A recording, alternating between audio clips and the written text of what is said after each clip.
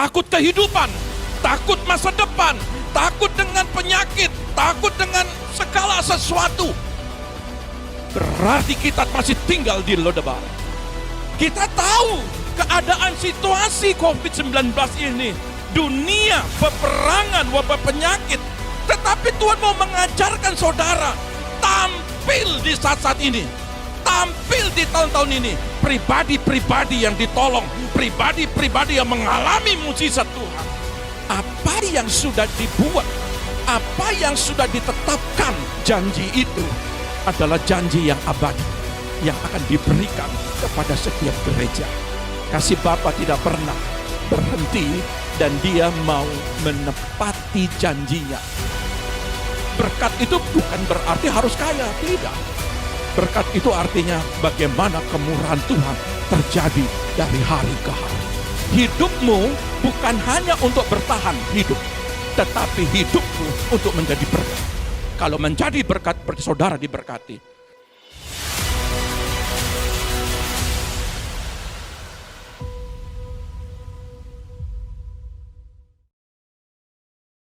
Shalom Bapak Ibu, selamat pagi semua. Semua diberkati pada hari ini. Amin. Lambaikan tanganmu, mari kita tundukkan kepala. Kita mau siapkan hati kita untuk menyembah Tuhan, memuji Dia. Terlebih lagi kita mau mendengarkan firman Tuhan pada pagi hari ini. Terima kasih ya Bapa di surga. Terima kasih ya Allah kami. Engkau telah memberkati kami. Engkau telah mengirim kami ke tempat ini. Kami siap memuji nama-Mu Tuhan. Urapilah setiap kami. Bukalah hati setiap kami. Biarlah pengurapan-Mu turun pada setiap kami pada pagi hari ini ya Tuhan. Engkau memberkati setiap kami. Engkau memberkati pelayan-pelayan-Mu pada pagi hari ini. Engkau memberkati hamba-Mu yang menyampaikan firman Tuhan pagi-pagi hari ini. Sehingga siap beban yang pada pagi hari ini datang dengan membawa beban, yang pada pagi hari ini datang dengan membawa sakit, pada pagi hari ini datang membawa setiap masalah mereka pulang akan dibebaskan. Terima kasih ya Tuhan. Kami siap memuji Engkau. Kami buka kebaktian pagi hari ini hanya di dalam satu nama, dalam nama Yesus Kristus. Haleluya. Hallelujah.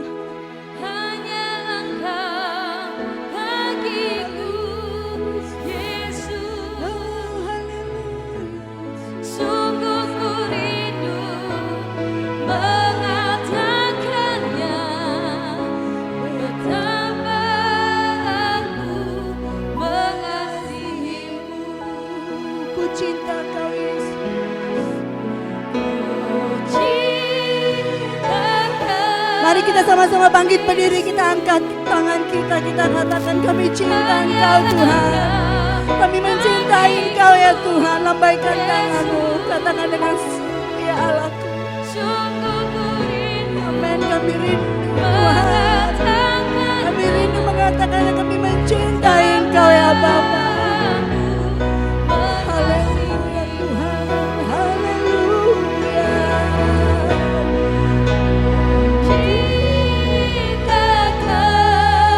Yesus, haleluya.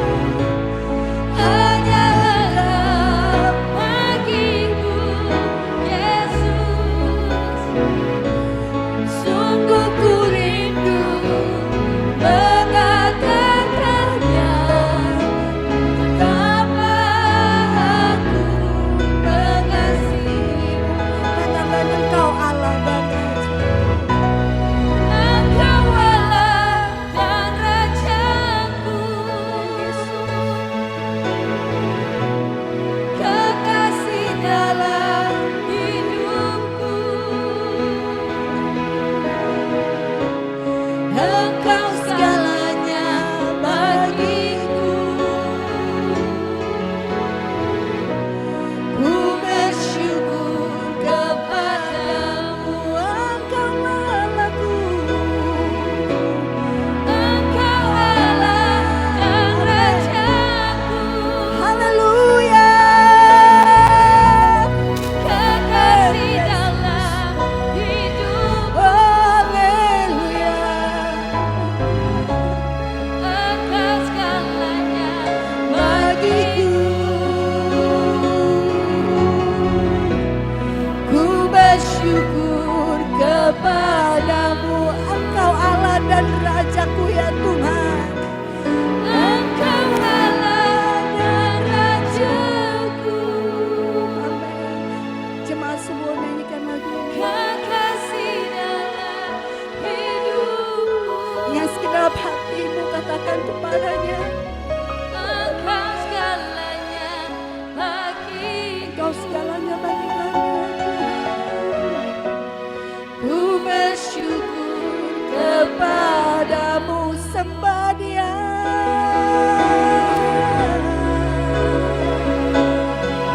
Kami bersyukur Tuhan, kami punyalah kami. Engkau dahsyat, haleluya. Oh Tuhan, haleluya.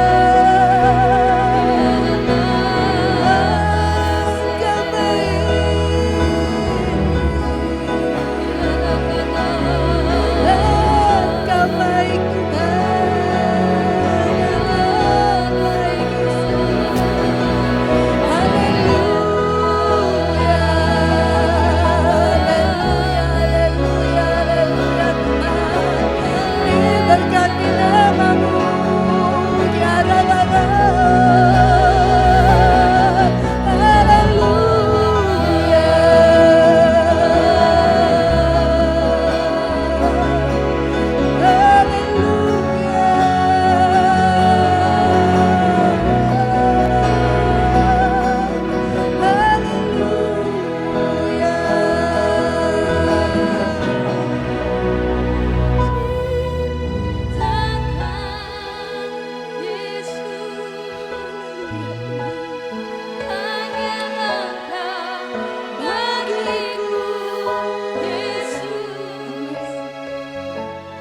Sungguh ku rindu mengatakannya, betapa aku mengasihimu. Kita tetap dalam hadirat Tuhan. Amin Yesus. Angkat tanganmu, satu di dada, satu diangkat.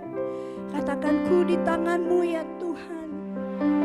Kami di tanganmu Tuhan. Berapa besar beban kami, tapi kami percaya kami di tanganmu pada saat ini. Haleluya Yesus. Amin Tuhan. Haleluya Tuhan. hatimu. Haleluya Yesus.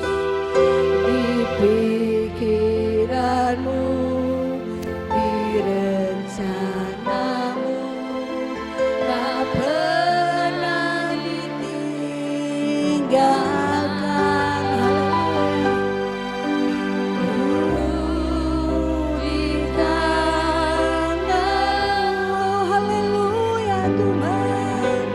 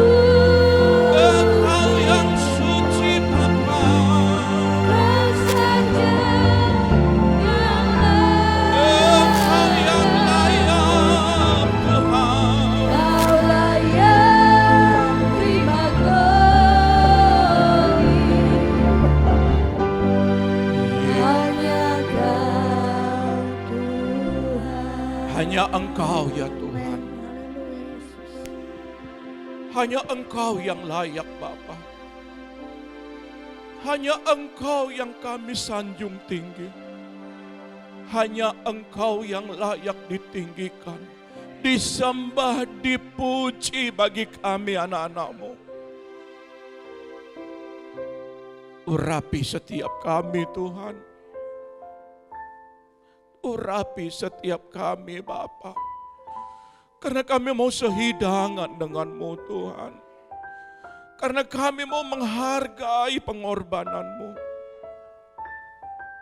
Terima kasih Roh Kudus. Pulihkan setiap kami. Ampuni setiap kami Tuhan. Kami bersyukur Tuhan.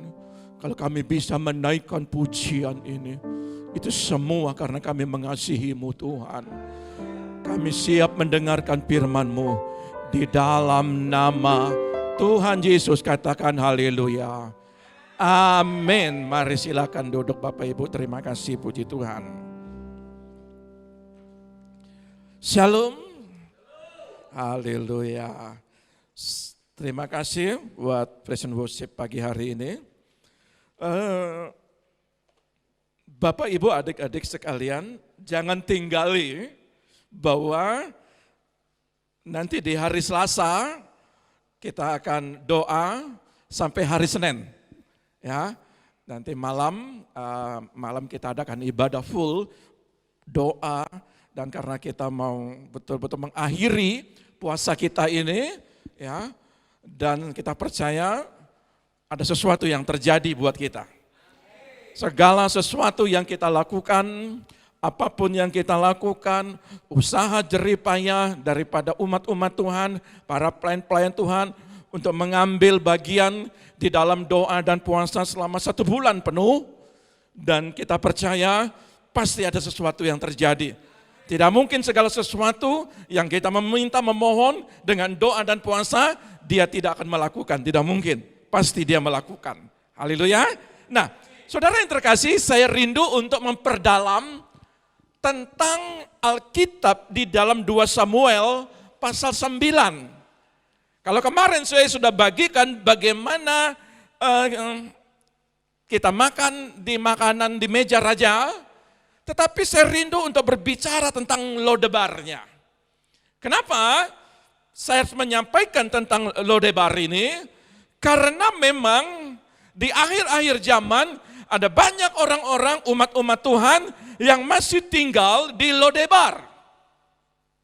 Ya, mari kita buka dulu dalam kebenaran firman di dalam 2 Samuel 9 ayat pertama dulu. 2 Samuel 9 ayat pertama, demikian bunyi firman Tuhan. Daud dan Mefiboset. Berkatalah Daud, masih adakah orang yang tinggal dari keluarga Saul? Maka aku akan menunjukkan kasihku kepadanya oleh karena Yonatan. Sampai di situ dulu. Saudara lihat, ada sebuah perjanjian di dalam kitab 1 Samuel, di sana dikatakan bahwa perjanjian yang diikat antara Daud dan Yonatan, saudara lihat, perjanjian itu tidak diungkapkan. Ya, di perjanjian itu hanya mengikat bagaimana Yonatan ini melepaskan jubahnya. Artinya Yonatan mengerti bahwa ini orang yang diurapi, bahwa Daud adalah raja. Sekalipun dia itu putra mahkota, tetapi secara naluri hati nuraninya dia bahwa Daudlah yang dipimpin, Daudlah yang dituntun untuk menjadi raja. Maka pada waktu perjumpaan muka dengan muka antara Yonatan dengan Daud, lalu Daud melepaskan jubah. Artinya apa? Kebesaran dia, mahkotanya dia, kedudukannya dia percayakan kepada Daud. Dia lepaskan itu. Kalau di dalam bahasa Ibraninya itu lebih jelas lagi dikatakan bahwa Yonatan itu mendudukkan walaupun belum dilihat. Nah, perjanjian itu tidak disingkapkan. Di ayat itu langsung diceritakan yang lain. Tetapi di kitab 2 Samuel pasal 9 itu baru dibukakan, disingkapkan. Apa yang disingkapkan? bahwa sepanjang keturunan berapa tahun itu? Ya, kalau kita lihat di dalam Mephiboset ini umur 5 tahun sampai punya istri dan punya anak, berapa tahun itu disembunyikan. Dan di 2 Samuel 9 ayat pertama ini baru dikatakan, masih adakah keturunan daripada Yonatan, aku akan menunjukkan kasihku. Jadi perjanjian yang disingkapkan di dalam 2 Samuel 9 ayat 1. Saudara tahu, ada sebuah perjanjian antara Bapa dengan Yesus. Perjanjian yang sudah dibicarakan. Dan itu disingkapkan sampai di Golgota. Jadi perjanjian itu tujuannya bahwa Bapa itu ingin menunjukkan kasihnya yang dalam kepada setiap kita. Nah, saudara lihat, di dalam ayat ini dikatakan sampai hari ini Bapa terus mencari. Apa yang dicarinya? Kasih Bapa tidak pernah berhenti dan dia mau menepati janjinya. Apa yang sudah dibuat, apa yang sudah ditetapkan sampai di akhir hidup Yesus di atas kayu salib. Janji itu adalah janji yang abadi yang akan diberikan kepada setiap gereja. Amin ya. Nah, saudara lihat di dalam ayat ini, di Lodebar ini coba lihat dalam 2 Samuel 9 ayat 3 dan 4. Ayat 3 dan 4 dari 2 Samuel 9, demikian bunyi firman Tuhan. Kemudian berkatalah raja, tidak adakah lagi orang yang tinggal dari keluarga Saul? Aku hendak menunjukkan kepadanya kasih yang dari Allah. Kasih yang dari Allah itu kasih agape. Terus? Lalu berkatalah Zipa kepada raja, masih ada seorang anak laki-laki Yonatan yang cacat kakinya. Tanya raja kepadanya, di manakah ia? Jawab Zipa kepada raja, dia ada di rumah Makir bin Amiel di Lodebar. Nah, ada kata Lodebar. Nah, saudara lihat, Lodebar ini adalah tempat tanpa padang rumput, tempat tanah kering. Lodebar ini melambangkan tempat yang kekurangan rejeki. Tempatnya tempat pelarian. Saudara lihat, pada waktu si Zipa ini membawa lari Mephiboset. Kenapa? Kenapa dibawa lari ke Lodebar? Ada banyak gereja Tuhan, anak-anak Tuhan yang masih tinggal di Lodebar. Mereka masih melihat bahwa kenapa hari-hari ini ada Lodebar, ada kehilangan pengharapan, ada ketakutan, ada kekurangan rejeki, ada kekurangan daripada pertolongan. Mereka ada di Lodebar. Saudara perhatikan, jangan pernah Anda bertahan di Lodebar ini. Kenapa? Saudara lihat, di dalam 2 Samuel 4 ayat 4, tolong dibagikan. 2 Samuel 4 ayat 4. 2 Samuel 4 ayat 4, demikian bunyi firman Tuhan. Yonatan anak Saul, Yonatan anak Daud, terus? Mempunyai seorang anak laki-laki yang cacat kakinya. Iya. Ia berumur 5 tahun ketika datang kabar tentang Saul dan Yonatan dari Israel. Inang pengasuhnya mengangkat dia pada waktu itu, lalu lari, tetapi karena terburu-buru larinya, anak itu jatuh dan menjadi timpang. Ia bernama Mephiboset. Anak itu jatuh menjadi timpang. Ada 3 hal yang membuat orang tinggal di Lodebar. Ada 3 hal. Ada 3 hal umat-umat Tuhan masih tinggal di Lodebar. Pertama adalah kesalahan dalam menjalani kehidupan. Saudara tahu, cerita ini adalah seorang perawat. Seorang perawat yang menginvestasikan 5 tahun ya di dalam hidupnya pada Mephiboset, dan dia mencintainya dan hanya menginginkan yang terbaik untuknya. Dibentuk di tanah Lodebar menjadi mental orang kalah. Saudara tahu, ketika secara naluri keibuan, dia menganggap bahwa Mephiboset ini seperti anak sendiri. Dia mendidik setelah 5 tahun.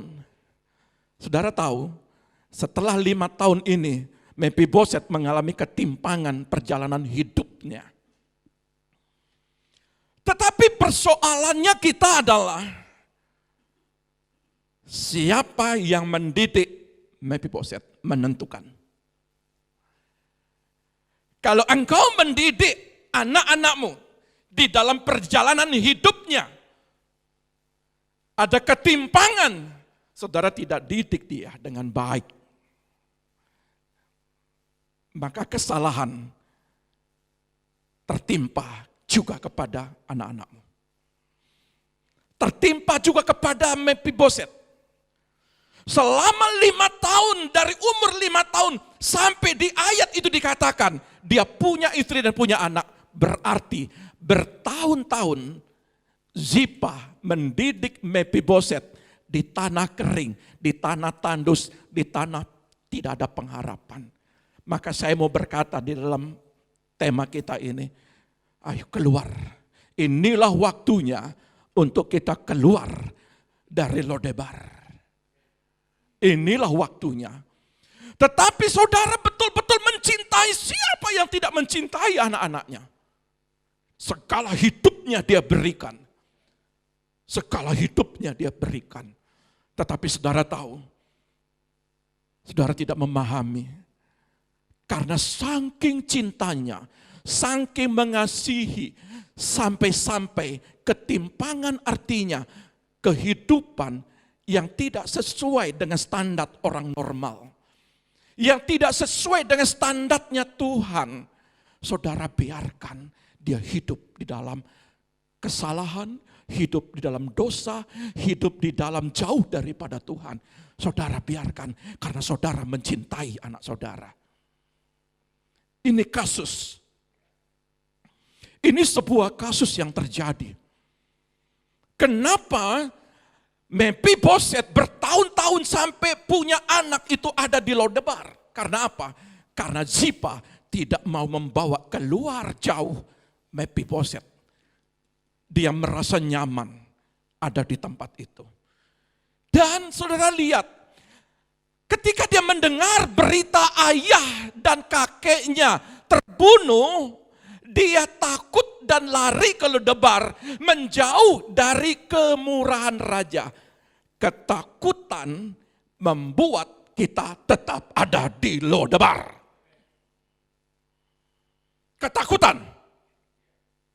Takut kehidupan, takut masa depan, takut dengan penyakit, takut dengan segala sesuatu. Berarti kita masih tinggal di Lodebar.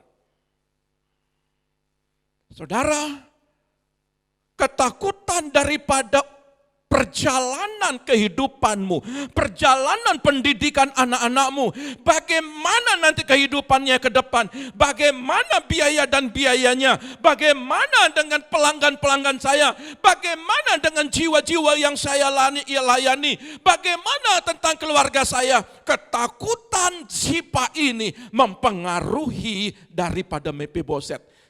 Dan secara tidak langsung Mephiboset sejak 5 tahun dia menangkap roh ketakutan yang dikuasai oleh Zipa. Ketakutan saudara bukan sekedar saudara mengalami ketakutan, tapi saudara sedang mentransferkan ketakutan kehidupan, tidak punya pengharapan kepada Tuhan, jauh dari kasih raja. Mephiboset ini secara manusia 5 tahun dia perlu bimbingan dan tuntunan orang tua. Tetapi pada saat Mephiboset dibawa, dia tidak berdaya. Dia hanya mengikuti apa kata orang tua. Mengerikan kalau para orang tua tidak membangun hubungan yang dekat dengan Tuhan. Karena keturunanmu adalah keturunan yang mengalami ketakutan dan ketakutan dan ketakutan. Takut gagal, takut bangkrut, takut segala sesuatu semua dipikirkan ketakutan dan ketakutan. Sama seperti Zipah. Pelarian yang salah adalah keputusan yang salah. Apa yang membuat engkau takut di akhir zaman ini? Takut ekonomi kah? Takut masa depan kah? Apa yang membuat saudara takut? Takut gagal. Setiap keputusan-keputusan yang engkau lakukan dan bertahun-tahun kau ada di Lodebar dan tidak mau keluar dari roh ketakutan itu.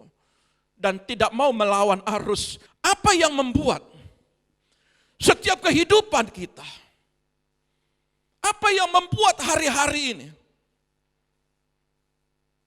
Jangan biarkan kasih raja itu.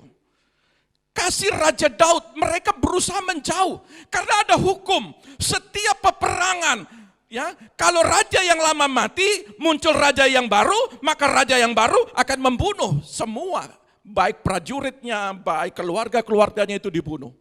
Sama seperti singa. Kalau singa ada singa yang baru, dia menang bertarung, maka singa yang lama, ya, itu anak-anaknya mereka bunuh. Saudara tahu? Dengan ketakutan daripada ini, dia takut jangan-jangan nanti saya dibunuh. Jangan-jangan, semua jangan-jangan. Dia mengolah pemikiran ketakutan itu. Saudara tahu? Setiap keputusan didasari rasa ketakutan, lalu kita menganggap ini menjadi tanggung jawab saya dan sebagai akibatnya orang lain ikut menderita. Coba bayangkan. Berapa tahun kalau kita lihat Zipah ini. Dengan keputusan ketakutan akibatnya Mephiboset kehilangan hak. Saudara perhatikan. Kita terus-menerus menyalahkan diri sendiri dan berpikir bahwa kita akan selalu tinggal di tempat tanah yang kering. Kita selalu berpikir bahwa memang kita gagal, bahwa memang ini segala sesuatu ekonomi lagi jatuh.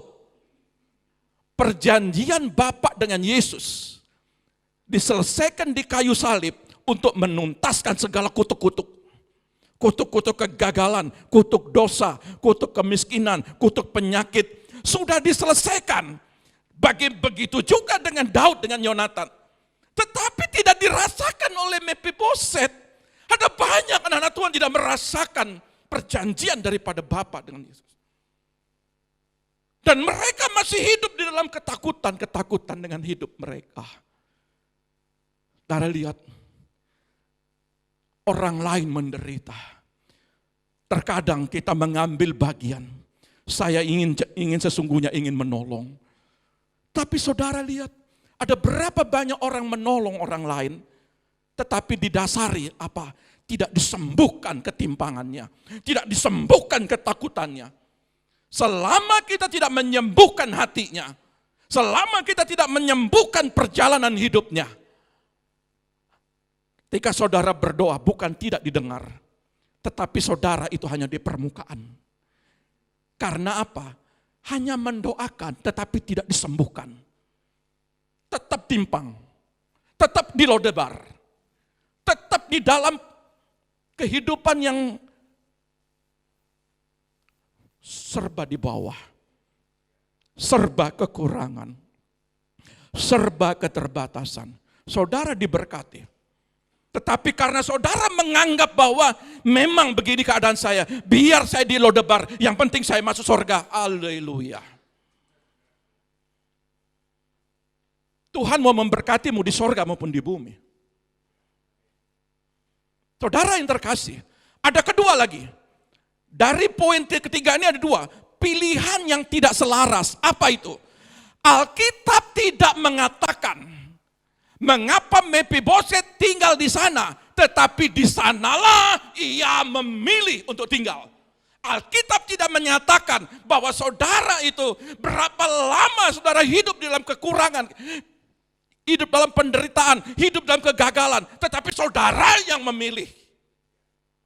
Saudara yang memilih. Tuhan sudah mau menyatakan kemurahan hatinya. Kasihnya yang dalam, dia sudah berkorban. Yang sebentar lagi kita perjamuan kudus. Tetapi kita terus ada di dalam di situ. Kita nggak mau mendekat. Dan kita memilih, nggak apa-apa dah. Nggak apa-apa. Yang penting saya bisa satu piring berdua. Haleluya. Banyak orang kalau cinta melekat, satu piring berdua jadi nggak apa-apa. Nggak apa-apa. Ada orang berpikir begitu. Tapi saya mau katakan kepada saudara, hidup ini bukan hanya untuk bertahan.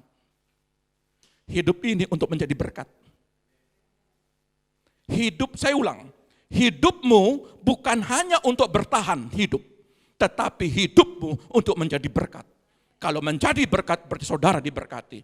Di masa-masa saat ini, masa-masa kesulitan, muncul Yusuf akhir zaman. Muncul itu semua. Yusuf yang diberkati dan saudara itu orang-orang yang diberkati. Jangan memilih untuk tinggal di Lodebar. Jangan pernah memilih, inilah hidupku. Enggak apa-apa. Bukan saya menghina orang-orang yang miskin, yang tidak punya apa-apa, yang menderita. Bukan. Tapi saya mau katakan, Yesus memberkatimu. Engkau keluar dari situ. Engkau orang-orang yang diberkati. Engkau orang-orang yang berhasil. Anak-anakmu orang yang berhasil. Jangan berpikir kalau anakmu tidak sekolah, engkau katakan itu anakmu tetap anak yang tidak berpendidikan, anak yang tetap bodoh, anak yang tidak bisa apa-apa, tetap. Itu namanya orang-orang tua seperti Ziba.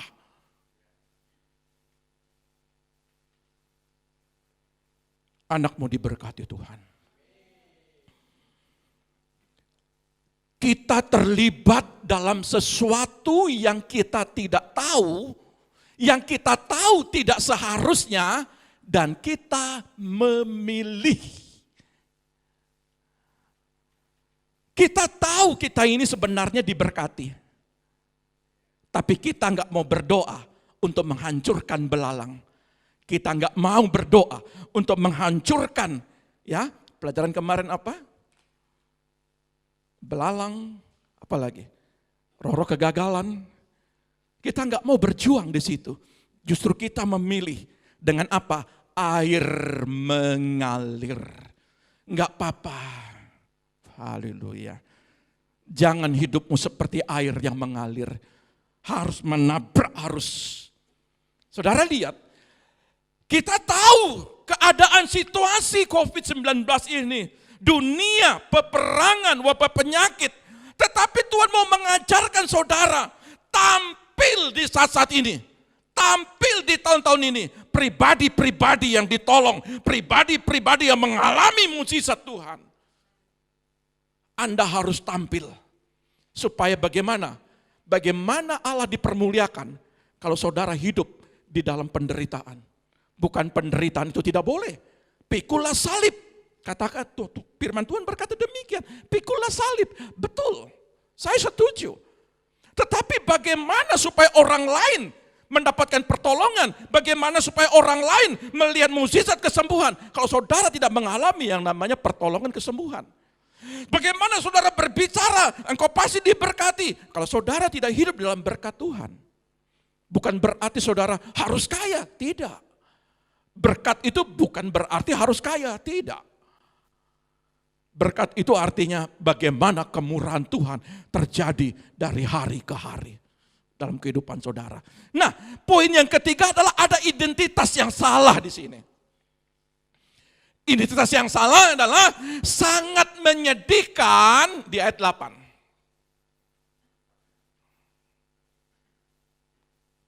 Ayat 8 dari 2 Samuel 9. 2 Samuel 9 ayat 8, demikian bunyi firman Tuhan.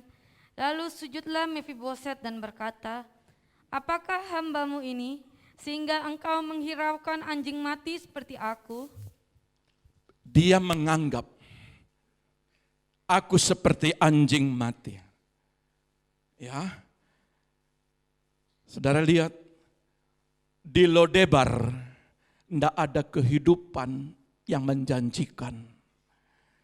Mindsetnya yang hidup hidupnya seperti dikatakan anjing mati. Sejak 5 tahun dikatakan engkau pelarian, orang tuamu mati dibunuh, harta bendamu sudah habis, engkau bukan anak raja. Itu seperti dikatakan, engkau bukan lagi, tidak ada pengharapan kehidupanmu. Bayangkan, bertahun-tahun dikatakan, sampai ketika menghadap raja, mindset pikirannya dia bawa. Terkadang kita menghadap Tuhan, kita selalu melihat mindset kita orang gagal.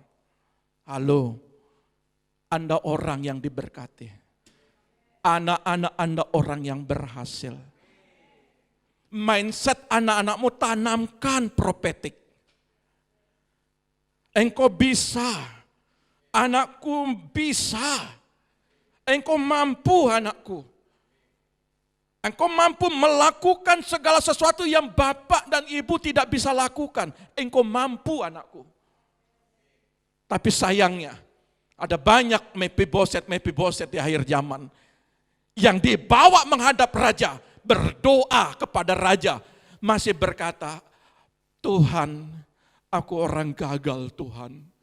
Tuhan, anak-anakku anak-anak yang tidak bisa diatur Tuhan. Anak-anakku tidak mengerti akan Tuhan. Sepertinya doanya baik. Tetapi itu doa sama seperti Mephiboset ketemu raja. Dia berkata apa? Menceritakan tentang mentalitas orang kalah. Mephiboset lupa siapa dia. Dia cucu raja. Dia bangsawan. Tetapi mentalitasnya mentalitas orang Lodebar. Kenapa gereja Tuhan ketika menghadap Tuhan, engkau tidak bisa melihat ini Bapak, ini aku anakmu. Bapak, ini aku orang yang hina, orang yang paling gagal. Kenapa engkau berkata demikian? Bapakmu tidak pernah melihat itu. Dia ingin melihat engkau apa adanya hari ini. Sama seperti anak terhilang. Bapaknya enggak tanya sedikit pun apa harta yang dihabiskan oleh anak bungsu itu. Dia enggak tanya. Yang dia tahu anaknya pulang. Dan dia bawa anak itu. Dia mandikan. Dia kasih pakaian. Dikasih cincin. Dipestakan. Bapamu di sorga tidak tanya apa kekuranganmu. Bapamu di sorga tidak tanya kesalahanmu. Bapamu di sorga tidak pernah tanya segala apa kelakuanmu. Sejak 5 tahun engkau dalam didikan orang tua. Sampai hari ini engkau berkeluarga mungkin. Bapamu tidak tanya itu. Karena Bapa pada saat ini, dia ingin memberikan kasihnya. Dia mencari. Bukan inisiatif Mephiboset mencari raja. Tapi raja punya inisiatif mencari Mephiboset. Bukan engkau punya inisiatif mencari Bapamu di sorga. Tetapi Bapamu di sorga mempunyai inisiatif mencari anak-anaknya, Anda dan saya. Kegagalan boleh terjadi. Tapi Bapamu masih hari ini menunjukkan kasihnya yang dalam. Dia melihat dirinya dalam pandangan keadaannya. Berapa banyak anak-anak Tuhan melihat, memandang dengan keadaannya dirinya sekarang. Tidak bisa pernah melupakan pandangannya tentang dirinya sendiri. Dari umur 5 tahun sampai punya anak, tinggal bertahun-tahun di tanah Lodebar. Itu yang dipikirannya. Saya rindu supaya jemaat Tuhan, dengan puasa yang kita lakukan saat-saat ini, kita mendobrak segala pintu-pintu yang tertutup. Kegagalan-kegagalan, kesulitan-kesulitan, tanah terbuat dari besi atau langit terbuat dari tembaga, kita dobrak. Saudara mampu, saudara bisa. Saudara bisa untuk melawan yang namanya keadaan di Lodebar ini. Yang tanah tandus, tidak punya kehidupan, tidak punya pengharapan. Yang sulit, tidak ada yang namanya gandum di Lodebar. Tidak ada kehidupan. Karena pelarian itu setiap orang yang berlari, ini ciri-ciri contoh ya. Tidak ada namanya pelari, orang-orang lari yang mungkin yang di zaman peperangan itu tinggal di sebuah kota-kota. Dia pasti lari, mungkin di pegunungan, di goa-goa. Mungkin dia lari di tempat hal-hal yang tidak bisa dijangkau. Jadi Lodebar ini gak ada kehidupan sama sekali. Berapa banyak kita ini lari dari kasih Tuhan dan hidup di dalam dosa. Dosa adalah orang-orang yang masih nyaman hidup di Lodebar. Dosa yang membuat engkau jauh dari kasih Raja. Tapi saudara lihat, apa yang terjadi dengan Mephiboset akhir zaman. Kehidupan yang menyedihkan. Ketimpangan dalam perjalanan hidupnya. Terseok-seok. Mati segan, hidup tak mau. Ya sudah, pasrah. Begini nasib. Diberkati, ya sudah. Enggak diberkati, ya enggak apa-apa. Orang yang enggak pernah mau berjuang. Saya ajarkan jemaat sama 1 bulan ini. Anda mental pejuang. Anda adalah orang-orang yang harus mampu bertempur dengan situasi dan keadaan. Hidup dalam penderitaan, keterpurukan, kemiskinan, tanah yang kering, yang tandus, itulah ciri-ciri Lodebar. Saya ingin membawa saudara ini di masa sulit ini. Mindset saudara harus diubah. Berapa banyak mungkin orang-orang tua kita, saya tidak menyalahkan orang tua kita dulu. Dan saya juga tahu persis. Saya dulu juga hanya diajarkan sekolah minggu saja. Tetapi setelah menjadi orang tua, saya menanamkan kepada anak-anak supaya manusia rohnya harus bangkit. Kalau dulu kita nggak mengerti, tetapi sekarang dengan berbagai banyak pewahyuan, berbagai banyak pengajaran-pengajaran, suka tidak suka, jangan biarkan anakmu mengalami ketimpangan. Kalau hari-hari ini mengalami ketimpangan, maka pertama sekali Daud bertanya, masih adakah? Itu Zipa yang nyaut, masih ada. Saya sebagai hamba Allah, Bapak tanya, masih adakah jemaat-jemaatmu yang mengalami ketimpangan? Dan saya harus ngomong, Bapak, masih ada ini Bapak. Keluarga ini Bapak. Dan usaha daripada Zipa, dia pulang ke Lodebar untuk membawa Mephiboset ke hadapan raja. Usahamu untuk membawa anak-anakmu ke hadapan Tuhan. Usaha saya pribadi sebagai hamba Allah, membawa jemaat-jemaat untuk menghadap kepada Tuhan. Kalau Zipa cuek, kalau Mephiboset cuek sudah sampai punya anak cuek, kalau Zipanya juga cuek. Kalau anakmu jauh dari Tuhan, orang tuanya juga cuek.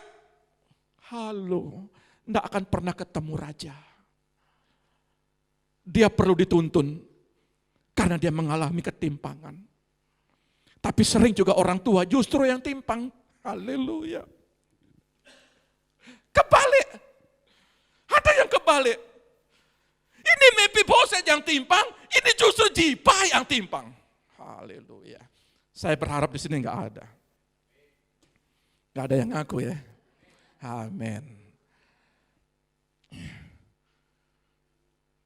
Hai Zipa, engkau merawat anak-anak yang terhilang.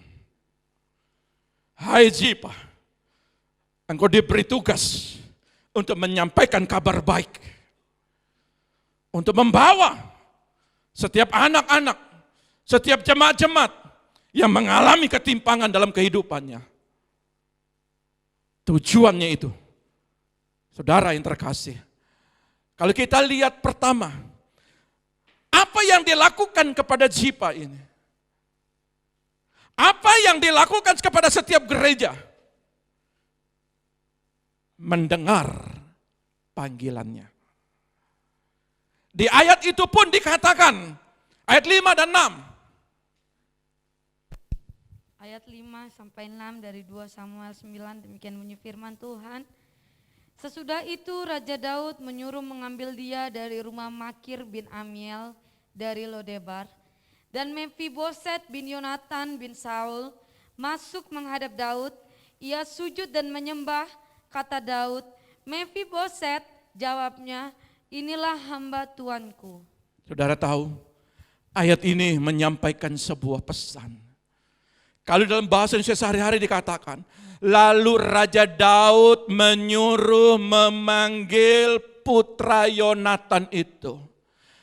Sampai hari ini Tuhan masih panggil namamu. Pagi-pagi dipanggil. Saya bagus kemarin saya ketemu dalam Kidung Agung.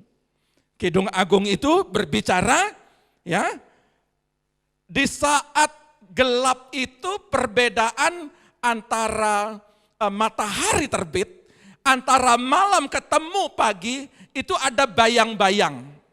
Ya, ayat kemarin di dalam kitab Kidung Agung 2. Itu ada bayang-bayang. Nah, pada saat itu kita menghadap. Bukan berarti siang dan malam tidak punya lagi perbedaan kuasanya. Tetap sama, ada kuasanya. Tapi Tuhan rindu sebelum fajar menyingsing, Tuhan panggil-panggil engkau. Karena ayat itu berkata, anak rusa ada di dalam perjalanan, ada di dalam area rempah-rempah. Kenapa dikatakan rempah-rempah? Karena setiap rempah-rempah itu adalah aroma bau yang enak, penciumannya. Jadi saat-saat pagi hari, Tuhan rindu supaya ketika dia memanggil saudara, tidak terkontaminasi oleh aroma-aroma hati yang luka, kesibukan pekerjaan. Nah, seringkali Tuhan ingin memanggil saudara. Dia ingin mencium aromanya yang tidak terkontaminasi. Maka Mefiboset dipanggil supaya tidak terkontaminasi Lodebar lagi. Ayo kamu keluar dari Lodebar. Aku tidak mau mencari di Lodebar. Raja dikatakan memanggil Mefiboset. Panggil dia. Artinya dia harus keluar dari Lodebar. Tuhan panggil pribadimu bukan pada saat dia masuk atau dia menyaman di dalam keterpurukanmu. Engkau harus keluar dari keterpurukan. Engkau harus keluar dari kegagalan. Bukan Tuhan senang dengan kegagalan.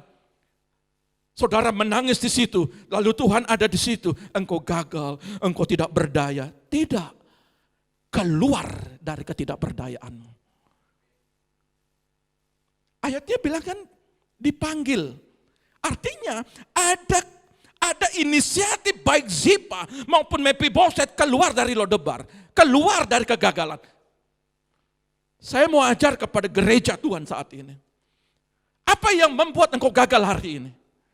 Apa yang membuat engkau terpuruk hari ini? Apa perjuangan hidupmu hari ini? Satu jalan adalah engkau keluar dari situ. Masuk mana? Masuk dalam perkenanan raja. Jangan diam di situ. Kalau omsetmu turun drastis, jatuh terjun bebas. Jangan diam di situ. Bukan tidak baik saudara berdoa di tempat itu. Baik, tapi Tuhan rindu. Ada lebih usaha. Untuk apa? Berjumpa di tahtanya. Ambil waktu. Saudara ketemu untuk berbicara secara pribadi sama Tuhan. Banyak anak-anak yang gagal di sini. Saudara lihat, Mefiboset merespon panggilan raja. Adakah yang merespon panggilannya? Tuhan memanggilmu keluar dari Lodebar, tanah pengasingan, tanah rasa malu, dan tanah perbudakan, mempunyai tujuan bahwa banyak umat Tuhan berada di luar kasih karunia dan kasih Tuhan. Inilah yang menjadi kesedihan hati Tuhan yang paling dalam. Apa yang membuat hari-hari ini mengalami kekeringan, mengalami ketandusan? Jangan nyaman di situ. Bawa segala kehidupanmu. Bawa segala ketimpanganmu. Mephiboset makanya kami sebagai hamba Allah membawa saudara. Untuk apa? Ketemu sama Tuhan. Berbicara secara pribadi. Memang sering saya melayani dari rumah ke rumah. Saya berdoa di tempat saudara. Dan saudara bercerita bla bla bla bla. Semua persoalan saudara. Tapi yang saya rindu adalah ada inisiatif dari dirimu untuk berjumpa secara pribadi masalah ketimpangan setiap kehidupanmu. Bawa itu. Bukan karena Tuhan tidak mengasihi kita atau kasih karunia Tuhan tidak cukup, tetapi kita belum sampai pada kesadaran bahwa Tuhan mengasihi kita. Kita masih belum sadar bahwa Dia panggil kita. Darah, kita pertajam terus di dalam situasi Lodebar hari-hari ini. Kehancuran, keterpurukan, penyakit, perang, dan sebagainya. Saya sedang membawa saudara untuk masuk dalam perkenanan Raja. Saya membawa supaya saudara untuk menyadari bahwa kita butuh Tuhan. Kita yang butuh Tuhan. Responmu harus keluar, responmu yang harus mencari. Tuhan panggil. Lalu ketika dipanggil, si Zipa sama si Mephiboset diam di Lodebar. Ayat itu tidak ngomong. Zipa dan Lodebar itu keluar. Zipa dengan Mephiboset keluar dari Lodebar. Pergi jauh. Menjauh dari Lodebar. Jangan mendekat. Jangan mendekat dengan kegagalan. Jangan mendekat dengan keterpurukan. Jangan mendekat dengan wabah ini. Wabah boleh ada, Lodebar boleh ada, tetapi saudara harus mendekat kepada kasih Tuhan, kemurahan Tuhan. Saudara dibebaskan dari sakit penyakit ini. Jangan takut, tetapi tetap engkau jaga diri. Ketakutan itu yang membuat saudara tidak melihat kasih Tuhan. Justru di saat-saat ini Tuhan izinkan Lodebar terjadi. Tuhan izinkan wabah penyakit ini terjadi. Tuhan mau melihat kesetiaanmu. Tuhan mau melihat ketakutanmu, apakah itu terjadi atau tidak. Apakah engkau melihat di balik ini semua. Kalau engkau tidak bisa dengan hadir di tempat ini, ikutin kegiatan-kegiatan kita. YouTube maupun Zoom. Pertajam, perdalam perjumpaanmu secara pribadi dengan Tuhan. Banyak cara, media juga punya acara. Saudara, Lodebar tidak akan pernah berhenti. Lodebar ini akan terus terjadi. Tapi Tuhan mau mengajak saudara supaya sadar bahwa Dia mengasihi saudara. Tidak mungkin kalau Bapa mengasihi saudara. Tidak mungkin Raja itu berkata, aku mengasihi, aku ingin menunjukkan kasihku. Ada sebuah perjanjianku dengan Yonatan. Aku berikan, aku enggak pernah bohong. Dan dibuktikan di ayat ini. Demikian juga Bapa di sorga. Dia sudah selesaikan Yesus di kayu salib. Tidak ada satu penyakit pun yang akan membawa engkau mati. Pegang itu baik-baik. Pak, ada yang mati. Itu waktunya Tuhan. Tapi hari ini Tuhan sedang membuktikan bahwa tidak ada satupun. Kalau aku mengasihi Anda, tidak ada satupun penyakit yang akan menggerogoti saudara. Kasih yang Yesus kepada anak-anaknya adalah kasih agape tanpa syarat. Kita berada di bawah kutukan dosa, hidup di tanah perbudakan. Kita tidak sepenuhnya memahami bahwa hanya satu komunikasi doa saja. Komunikasi doa saja kita memperoleh pengampunan dan pemulihan.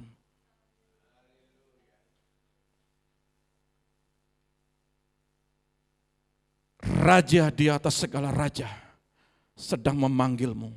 Dengarkanlah, out of the Lodabar to the king table. Keluar dari keterpurukan, keluar dari kegagalan. Mari kita beranjak di meja raja. Karena di meja raja ada kemurahan, ada kasih, ada anugerah, kasih tanpa syarat yang dia mau berikan di saat-saat Lodabar ini terjadi. Di saat-saat sulit ini, Tuhan sedang mau menyatakan bahwa di saat-saat ini, Lodabar boleh ada, tetapi meja raja disediakan buat saudara. Percayalah itu. Dia mau menunjukkan kasihnya. 2 Samuel 9 ayat 7. 2 Samuel 9 ayat 7 demikian bunyi firman Tuhan. Kemudian berkatalah Daud kepadanya, janganlah takut, sebab aku pasti akan menunjukkan kasihku kepadamu. Oleh karena Yonatan ayahmu, aku akan mengembalikan kepadamu segala ladang Saul nenekmu, dan engkau akan tetap makan sehidangan dengan aku. Menjauh dah kau dari Lodabar. Aku ingin membawa engkau sehidangan dengan aku terus menerus. Perjanjianku abadi. Kasihku kasih agape. Di awal 1 Samuel pasal yang ke-18 kalau tidak salah. Itu perjanjian filia. Kasih filia. Setelah di 2 Samuel itu kasih agape tanpa syarat. Baik dari Daud kepada Yonatan maupun kepada Zipa. Dia tidak menghukum. Dia tidak membunuh keturunan-keturunan Saul. Tetapi justru dia memberikan. Kalau itu saja dilakukan oleh Daud, apalagi Bapakmu di sorga. Bapakmu di sorga punya kasih yang tidak ada syaratnya. Anda berdosa, Anda melakukan apapun kesalahannya, Dia tetap mengasihi saudara. Seberapapun keadaan saudara saat ini.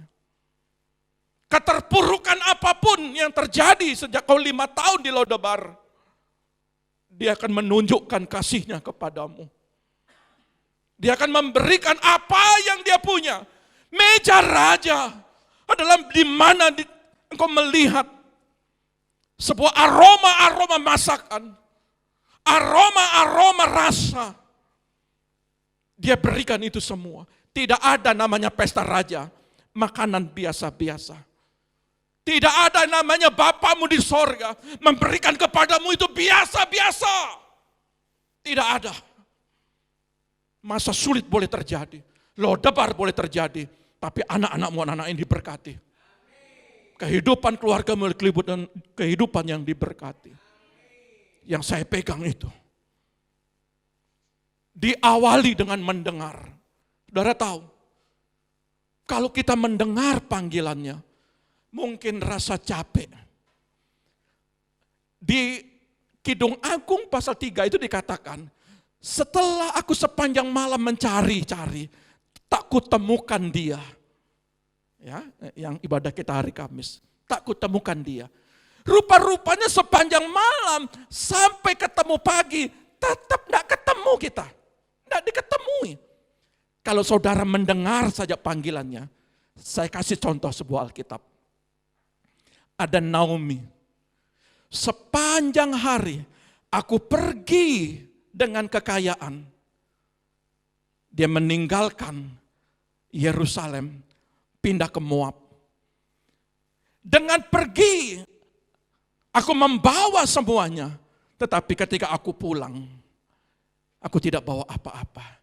Jangan panggil aku Naomi lagi. Saudara tahu, Naomi mendengar di Yerusalem ada berkat. Naomi mendengar di Yerusalem ada gandum. Naomi kembali ke Yerusalem. Perempuan Kanaan, ketika Yesus mau melewati, dia dengar di tanah Sidon. Dia dengar perempuan Kanaan. Dia tahu anaknya mengalami sakit. Dia cari karena dia mendengar.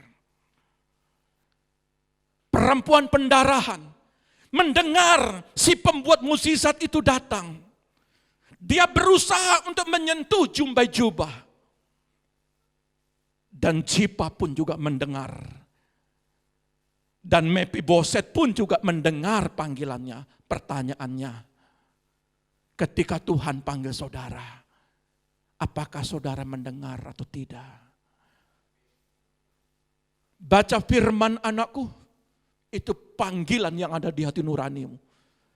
Tuhan, saya capek. Tuhan, saya sibuk. Tuhan, saya tidak bisa. Anakku, aku ingin bicara kepadamu. Tuhan, besok saja Tuhan. Sampai kapan engkau ada di Lodebar? Kalau ketimpangan terus terjadi, respon panggilannya. Karena di situ ada mukjizat. Kalau saudara mendengar panggilannya, panggilan sorgawi, pertolongan Tuhan pasti terjadi. Perubahan status di dalam 2 Samuel 9 ayat 11. 2 Samuel 9 ayat 11, demikian bunyi firman Tuhan. Berkatalah Zipa kepada raja, hambamu ini akan melakukan tepat seperti yang diperintahkan tuanku raja kepadanya. Dan Mefiboset makan sehidangan dengan Daud sebagai salah seorang anak raja. Saudara lihat. Dan Mefiboset makan sehidangan dengan Daud sebagai salah seorang anak raja. Karena Mefiboset mendengar, merespon, dan dia keluar dari Lodebar, keluar dari kegagalan, keluar dari tanah tandus, keluar dari tanah kering, bertahun-tahun hidup dalam keterpurukan, di dalam perbudakan, di dalam tidak ada pengharapan, kegagalan, keterpurukan. Dia keluar. Setiap gereja anak-anak Tuhan yang mau keluar, kunci keberhasilan duduk di meja raja. Maka kau akan makan terus di situ. Kalau engkau di meja raja, tentunya berhadap-hadapan dengan raja. Tuhan minta berhadap-hadapan di dalam doa. Betul kata Yakobus, doa orang benar besar kuasanya. Betul. Jadi kalau apa yang mengalami yang ada kegagalan, dengan perjumpaan di meja raja, engkau melihat hidangan-hidangan yang luar biasa. Keluar dari Lodebar, pergi jauh dari Lodebar. Maka tinggallah Mefiboset di Yerusalem karena ia makan terus menerus di meja raja. Sungguh contoh sempurna dari kasih karunia Allah yang luar biasa. Inilah kasih karunia yang akan diberikan kepada kita hari ini. Puji Tuhan.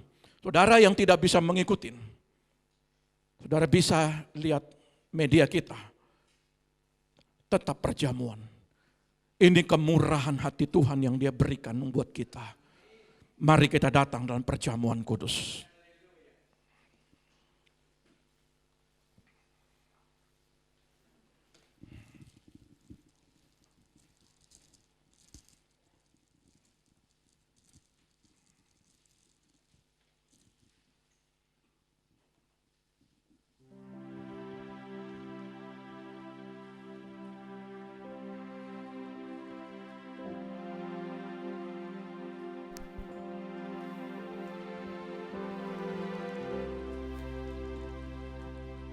Ya Allah, Yesus. Kenalah Rabbah Yesus, salibnya Tuhan. Kenalah Rabbah Yesus.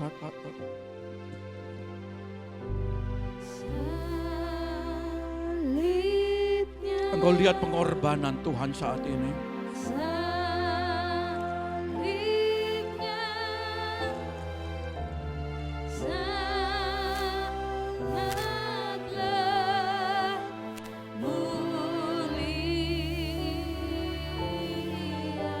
Albin,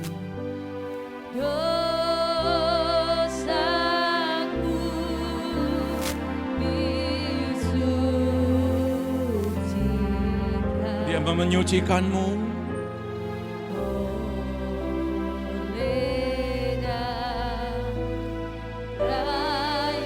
Mari saudara bangkit berdiri. Kita hormati salibnya, salibnya.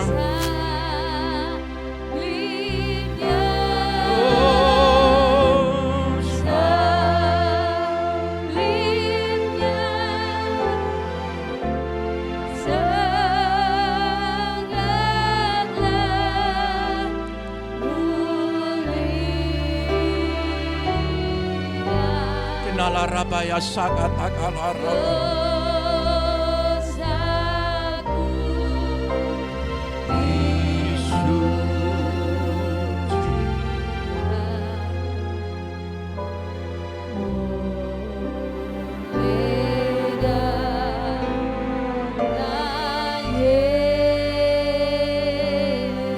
Saat ini Bapa, di tangan kami ada roti dan anggur. Di dalam nama Bapa, Putra dan Roh Kudus, di dalam nama Tuhan Yesus, menjadi tubuh dan darah-Mu. Angkat tinggi-tinggi tubuh Kristus di tangan kananmu sebagai penghormatan. Dan sebelum engkau makan dan minum, koreksi dirimu sendiri, ujilah dirimu sendiri, apakah ada kesalahan, perbuatan, perkataan, atau dosa, engkau minta ampun kepada Tuhan.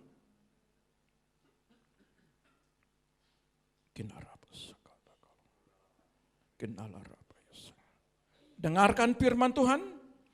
Sebab apa yang kuteruskan kepadamu, telah aku terima dari Tuhan, yaitu bahwa Tuhan Yesus pada malam waktu ia diserahkan mengambil roti. Dan sesudah itu ia mengucap syukur atasnya. Ia memecah-mecahkannya dan berkata, inilah tubuhku yang diserahkan bagi kamu. Perbuatlah ini menjadi peringatan akan aku. Demikian juga ia mengambil cawan sesudah makan. Lalu berkata, cawan inilah perjanjian baru yang dimateraikan oleh darahku. Perbuatlah ini setiap kali kamu meminumnya, menjadi peringatan akan aku. Sebab setiap kali kamu makan roti ini dan minum cawan ini, kamu memberitakan kematian Tuhan sampai ia datang. Bukankah roti yang kita pecah-pecahkan adalah persekutuan dengan tubuh Kristus? Mari kita makan dalam nama Bapa, Putra dan Roh Kudus, yaitu dalam nama Tuhan Yesus.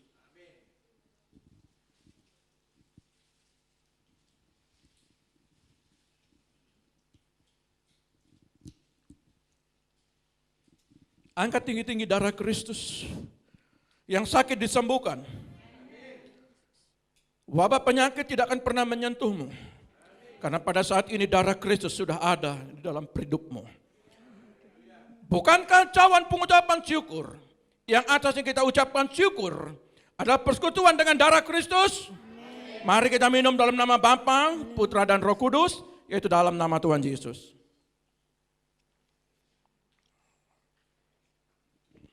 Silakan duduk. Kenarabaya sakatakala. Kenalarabaya sakatakala. Kenalarabaya sakatakala. Oh. Kenalarabaya sakatakala rabaya sakatakala. Kasih yang sempurna. Amin Tuhan. Terima darimu, bukan karena Inilah kasih-Mu kebaikanmu, hanya oleh kasih karunia-Mu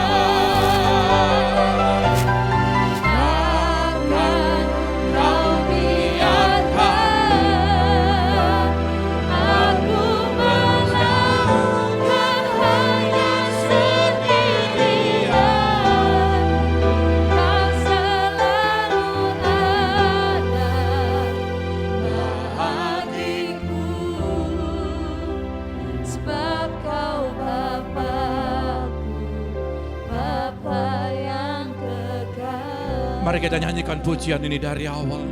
Saudara tahu, inilah kasih.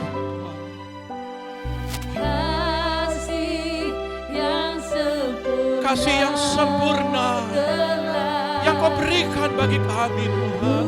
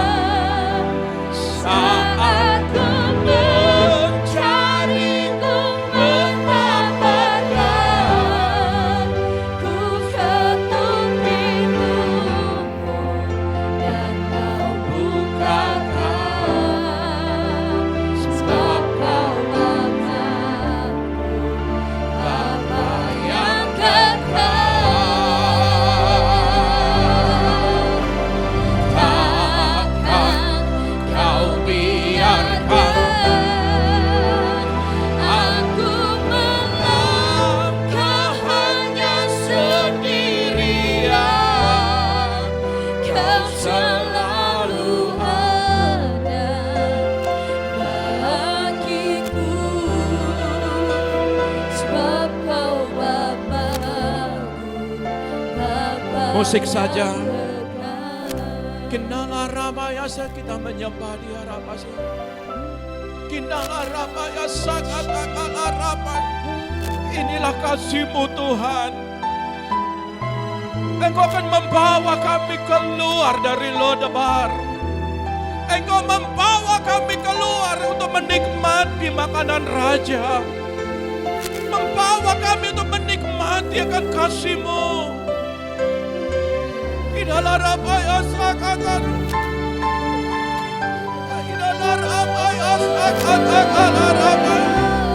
kasih-Mu.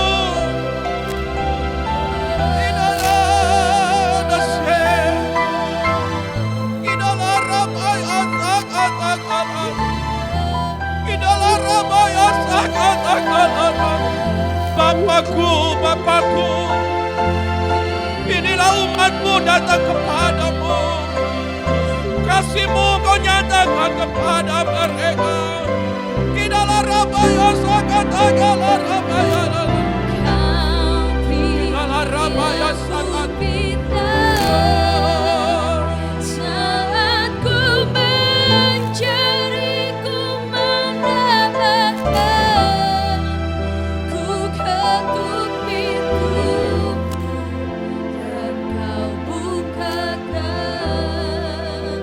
Sebab Kau Bapa-Ku, Bapa yang kekal. Takkan Kau biarkan aku melangkah hanya sendirian. Kau selalu ada bagiku, sebab Kau Bapa-Ku, Kau selalu ada, Bapa yang kekal. Kau selalu ada bagi kami, Tuhan. Kau selalu ada bagiku. Yes. Sebab Kau Bapa-Ku, Oh, amin Tuhan. Bapa yang kekal. Engkau Bapa yang setia. Engkau selalu ada pada kami, Tuhan. Apapun keadaan kami umat-Mu saat ini, Engkau selalu ada, Tuhan. Kami bawa umat-Mu saat ini. Kami bawa umat-Mu saat ini. Engkau memberkati umat-Mu. Engkau memberkati mereka. Engkau memberkati Tuhan. Di dalam nama Tuhan Yesus. Di dalam nama Tuhan Yesus. Engkau memberkati kami semua Tuhan. Haleluya. Yang diberkati Tuhan katakan, amin. Tuhan Yesus memberkati. Dan kita semua bangkit berdiri, kita akan mengakhiri ibadah kita. Kami memuji kebesaran-Mu.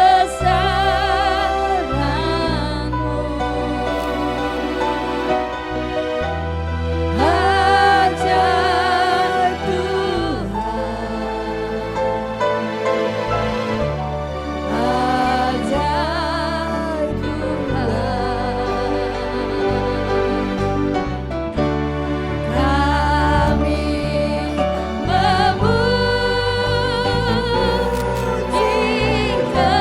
kebesaran-Mu.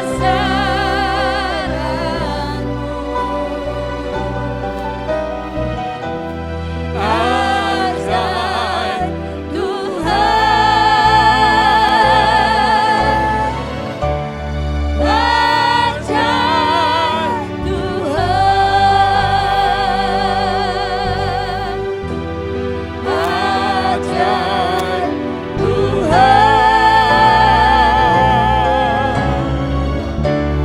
ajaib Tuhan.